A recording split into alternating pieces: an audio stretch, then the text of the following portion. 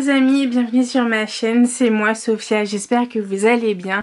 On se retrouve aujourd'hui pour une toute nouvelle vidéo et je vais vous présenter mes dernières lectures. C'est parti! On commence tout de suite avec le manga qui parle de cuisine, j'ai nommé Food Wars, aux éditions Delcourt Tonkam, écrit par Yuto Tsukuda. Et comme je l'ai dit, c'est un livre qui parle de manga. Est-ce que je suis la première surprise à vous présenter sur la chaîne et sur le blog un livre qui parle de manga? Oui, parce que même mes livres de recettes que j'aime beaucoup, je ne les vous présente pas. Voilà. Dans ma mangatech, on retrouve principalement des livres d'action avec un peu de romance et des livres de tranches de vie. Et c'est tout. Des mangas, qui parle de cuisine, j'avais jamais osé ni pensé même à en lire ou même à en regarder parce que Food Wars, je l'ai regardé d'abord en série, en animé et je suis tombée complètement fan. Voilà, tout simplement. Dans ce manga, on fait la rencontre de Soma, qui est un jeune apprenti cuisinier qui vit et travaille dans un restaurant, dans son restaurant familial avec son père. Et ses rêves, c'est de reprendre le restaurant et de surpasser son père parce que son père, il est très très fort en matière de cuisine. Tout simplement. Le problème est que son rêve va vite devenir...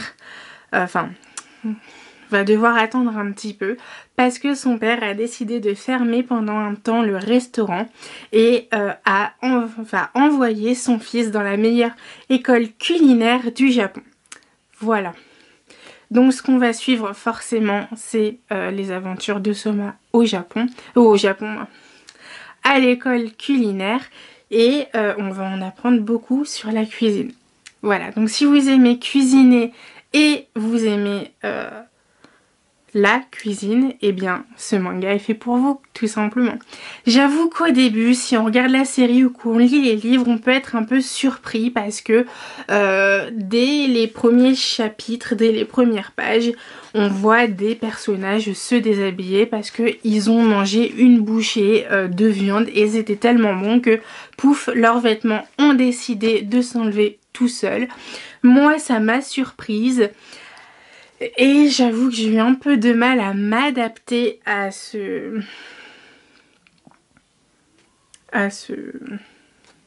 déshabillement instinctif.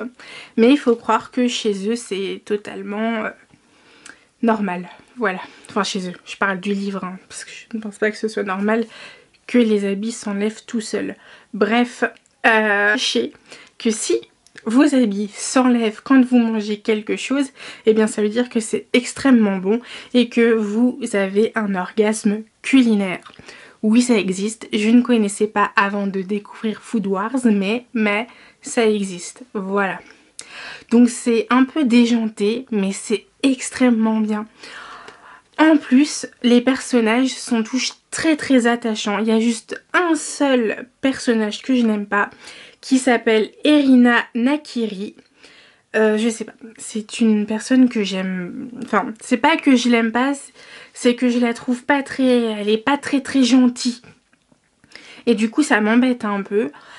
Mais sinon, j'adore Soma et j'avoue que j'aimerais bien manger sa cuisine. D'ailleurs, en parlant de ça, dans le manga, il faut que je vous le retrouve.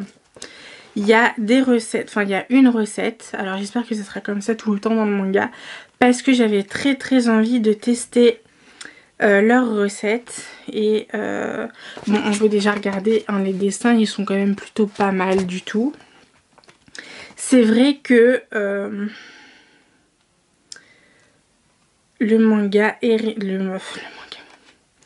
le personnage de Erina, je l'aime pas trop. C'est peut-être à cause des... ce qu'on peut voir, enfin ce qu'on peut remarquer aussi, je trouve que le personnage principal, Soma, en dessin manga, n'est pas pareil qu'en animé. Il est plus fin que dans l'animé. J'ai trouvé ça bizarre. Mais bon, voilà. J'essaye de vous retrouver la recette, elle est quelque part par là. Bref, ah voilà. La voici. Donc vous avez une petite recette comme ça et on peut les refaire chez soi, c'est trop bien. Par contre, vu que c'est japonais, je sais pas si forcément on a tout ce qu'il faut en France. Enfin, il faut des magasins spécialisés, mais bon, bref. Voilà, on peut tester et c'est juste magnifique. On reste dans les mangas avec le premier tome de Asadara aux éditions Kana, collection Big Kana, de Naoki Urasawa.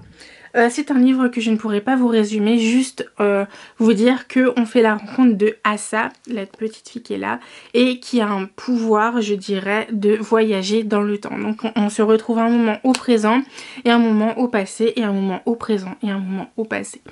Voilà. Après, c'est pas dérangeant parce que quand on lit, on s'en rend pas compte du tout. Et j'ai trouvé ça très drôle parce qu'il y a des moments ça m'a fait beaucoup rire. Je vais pas vous en dire beaucoup plus sur l'histoire parce que j'en suis qu'au tout début. Je vais attendre de lire le tome 2 pour vous en dire un peu plus. Mais il y a un peu de... ça a l'air sympa quoi. J'ai beaucoup aimé ce premier tome. Et d'ailleurs c'est une chronique exclusive parce que au moment où je fais cette vidéo, on est dimanche et je n'ai toujours pas écrit la chronique alors que j'ai lu ce matin. Donc forcément quand la vidéo sera publiée le vendredi d'après, la chronique sera écrite, mais vous avez là une chronique exclusive. Voilà. Donc j'ai beaucoup apprécié. En plus il se trouve que c'est l'auteur qui a écrit 20th Century quelque chose. Je vous mettrai le livre ici parce que j'oublie toujours le nom, voilà. Mais bon, apparemment c'est un grand auteur de manga plutôt reconnu pour les fans de manga, voilà. Donc j'ai très hâte de lire la suite parce que ce premier tome m'a mis l'eau à la bouche, voilà. On finit ensuite les mangas et on passe au roman avec la suite de Nos chemins de travers de Georgia Caldera avec Novag Alam aux éditions J'ai lu. C'est la fin des aventures de Louis et d'Emma et c'était un tome magnifique, magistral, avec des moments assez intenses, assez violents même, je dirais, hein. Il y a eu des discussions très violentes, mais ce qui est sûr c'est que là j'ai un avis tout à fait clair, net et précis de ce tome, alors que dans le tome 1 à l'heure actuelle je ne sais toujours que penser. Voilà.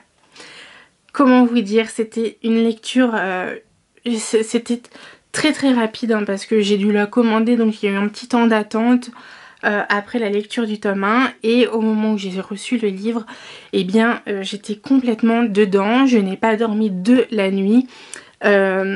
Et voilà, quand j'ai fini le livre, bah, j'étais hyper déçue parce que, encore une fois, j'ai lu trop vite et je n'ai pas su prendre le temps de bien, comment dire, suivre les aventures. J'étais tellement fond dedans que voilà, bah, finalement, je me retrouve avec le fait qu'il n'y aura plus de Louis, il n'y aura plus d'Emma. Et je suis bien embêtée parce que j'aurais bien aimé dire « Oh bah oui, il y aura un tome 3 en disant qu'ils se sont mariés, ils ont eu plein d'enfants, voilà. » Tout ça quoi. Qu'ils ont enfin trouvé le bonheur auquel ils ont le droit finalement. Hein. Parce que c'est vrai qu'ils ont eu beaucoup de problèmes personnels tous les deux. Et voilà, c'était beau, c'est d'ailleurs des livres que je vais relire bientôt, hein, que j'ai découvert mais que je vais relire parce que comme je vous ai dit, j'ai eu un petit moment d'attente et que j'ai pas pu lire tout à la suite. C'est pas que ça m'a un peu dérangée, mais je pense que j'aurai un avis plus clair sur le tome 1 du coup, en faisant ça. Et là, bah voilà, c'est un tome magnifique, c'était un coup de cœur. Juste, si vous découvrez cette duologie, parce que la plume de l'autrice, elle est très bien. Voilà, donc j'ai hâte de lire ces nouveaux livres. Et voilà, c'est tout. Et on passe à la suite. Allez, ça s'appelle Romance de Arnaud Catherine dans la collection R de Robert Laffont. Et ben, c'est un livre 99% acheté parce que j'ai eu des recommandations et le reste, enfin plutôt 98% avec recommandation et 2% parce que la couverture est juste sublime et j'ai beaucoup aimé le mystère qu'elle représente. Voilà. Et j'avoue que j'ai eu un peu peur de ne pas finalement trouver mon compte dans ce bouquin alors que le livre il m'appelait. Hein, voilà. Donc, à chaque fois que je passais devant lui, il me disait « Sophia, c'est quand que tu me lis ? Sophia, je suis là !» Enfin voilà quoi, vous voyez le délire. Et un jour, pendant le confinement, après une déception littéraire, une relecture que j'aurais pas dû faire d'ailleurs, la relecture, bref, je me suis dit c'est le moment que je le lise. Et là le bouquin il m'a fait littéralement 2 heures, je l'ai lu encore une fois trop vite. Et encore une fois, j'ai pas pris le temps de suivre les aventures de Vic, qui est donc un personnage, c'est un lycéen qui est gay et sa seule envie du moment c'est de trouver l'amour. Donc ça part du premier amour et il va mettre en place des stratagèmes pour trouver l'heureux élu, sauf que finalement l'heureux élu, eh bien c'est son meilleur ami et tout ça va arriver un jour de vacances de Noël. Et donc du coup là on va suivre comment dire, on va suivre de comment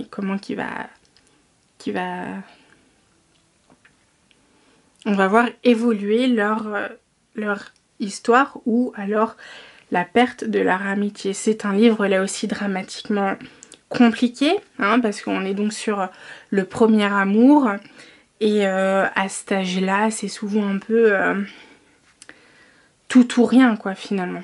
Alors quand on se rend compte que finalement on aime aussi les hommes alors qu'on se pensait hétéro, c'est un peu compliqué à gérer.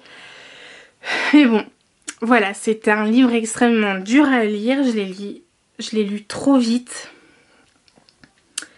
Et du coup, c'est vrai que quand on arrive à la fin du livre, on se demande s'il va y avoir une suite ou pas. La suite a été confirmée par l'auteur, hein, il n'y a pas de souci. Mais j'ai très hâte de lire, voilà. Alors, je suis un peu confuse parce que ça fait longtemps que je l'ai lu et que j'ai pas relu pour faire la playlist. Mais enfin, voilà. J'étais extrêmement triste à la fin de ce livre. Et je me suis dit, pourquoi ça se finit comme ça, quoi. Alors que c'est évident, finalement, que ça se passe entre eux, quoi. Voilà. J'espère que j'étais un peu près claire dans mes avis littéraires du moment. En tout cas, c'est 4 bouquins que je vous conseille énormément. N'hésitez surtout pas à me dire si vous avez lu ces livres ou si vous voulez les lire ou qu'est-ce que vous lisez en ce moment. Voilà, je vous retrouve très vite pour une nouvelle vidéo. À bientôt, bisous.